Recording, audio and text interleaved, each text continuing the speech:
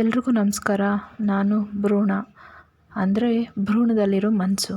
ಒಬ್ಬರು ಗಂಡ ಹೆಂಡತಿ ಮಗು ಬೇಕು ಅನ್ನೋ ಆಕಾಂಕ್ಷೆಯಿಂದ ಕಾಯ್ತಿರ್ತಾರೆ. ಒಂದಿನ ಹೆಂಡತಿ ಗರ್ಭಿಣಿ ಆಗ್ತಾಳೆ. ಸಂತೋಷದಿಂದ ಗಂಡ ಹೆಂಡತಿ ಮನೇಲೆಲ್ಲ ಸಿಹಿ ಹಂಚ್ತಾರೆ. ಆ ಕಡೆ ಗರ್ಭದಲ್ಲಿ ಜೀವಕೋಶ ನಿರಂತರ ಹೋರಾಟ ಮಾಡಿ ನಾನು ಬದುಕಬೇಕು, ಜೀವಿ ಆಗಬೇಕು ಅಂತ ನಂಬಿಕೆಯಿಂದ ಹೋರಾಡ್ತಾ ತಾಯಿ ಗರ್ಭದಲ್ಲಿರುತ್ತೆ.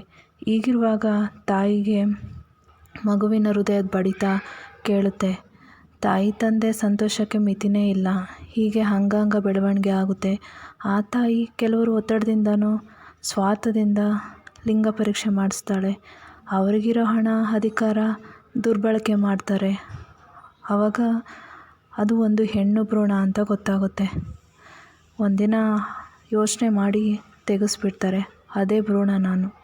ಈ ಭ್ರೂಣ ಹೇಗೆ ಮಾತಾಡುತ್ತೆ ಅನ್ಕೋತೀರಾ? ಪ್ರತಿಯೊಂದು ಜೀವಕೋಶ ತಾನು ಉಳಿವಿಗೋಸ್ಕರ ಪ್ರತಿದಿನ ಹೋರಾಡ್ತಿರುತ್ತೆ. ಅದೇ ಭ್ರೂಣದ ಮನಸ್ಸು ನಾನು. ಇದರಲ್ಲಿ ನಂದೇನು ದೋಷ? ಆಲೋಚನೆ ಮಾಡಿ. ಬೆಳಕು ನೋಡುವ ಮುನ್ನವೇ ಕತ್ತಲೆಗೆ ತಳ್ಳದಿರಿ, ಹೆಣ್ಣೆಂಬ ಕಾರಣಕ್ಕೆ ನನ್ನ ಬದುಕು ಕಸಿಯದಿರಿ. ಇದು ನನ್ನ ಕತೆ. ನನ್ನ ಕತೆನ ಹೆಚ್ಚು ಜನರಿಗೆ ತಲುಪಿಸಿ. ಸಾಧ್ಯ ಆದರೆ ಈ ರೀತಿ ಘಟನೆ ಕಂಡುಬಂದರೆ ಧ್ವನಿ ಎತ್ತಿ ಸಂಪೂರ್ಣವಾಗಿ ನಿರ್ಮೂಲನೆ ಮಾಡಿ. ಇದರಿಂದ 10 ಜನರಲ್ಲಿ ಒಂದು ಬದಲಾವಣೆ ಎಂಬುದು ಭ್ರೂಣ ಆದ ನನ್ನ ಆಶಯ.